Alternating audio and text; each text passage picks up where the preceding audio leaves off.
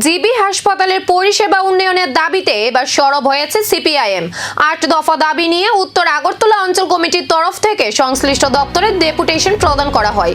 GB হাসপাতালের বর্তমান পরিষেবা ব্যবস্থার উন্নয়নের দাবি জানিয়ে দলটির পক্ষ থেকে একাধিক প্রস্তাব তুলে ধরা হয়।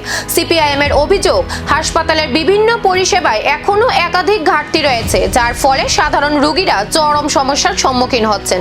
ডেপুটেশনে হাসপাতালের পরিকাঠামো উন্নয়ন, চিকিৎসা পরিষেবা আরো গতিশীল করা এবং জরুরি বিভাগে দ্রুত পরিষেবা নিশ্চিত করার মতো গুরুত্বপূর্ণ দাবি জানানো হয়।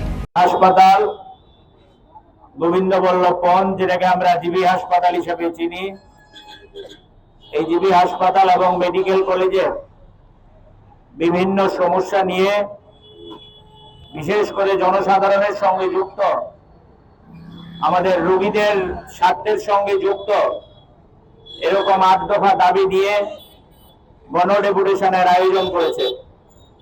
এই গণডেপুটেশনে উপস্থিত আমাদের সহযোদ্ধা বন্ধুরা, জিবি বাজার এলাকার শ্রদ্ধাভাজন ব্যবসায়ী বন্ধুগণ, যারা আমাদের এখানে ক্রেতা বিক্রেতা, হাসপাতালে রোগীর আত্মীয় পরিজন এখানে আছেন, শুনছেন আমাদের কথা, তাদের এই দাবিগুলি কতটা গুরুত্ব দিয়ে বিবেচনা করবে প্রশাসন, নাকি আবারও উপেক্ষিত থাকবে সাধারণ মানুষের স্বাস্থ্য পরিষেবা?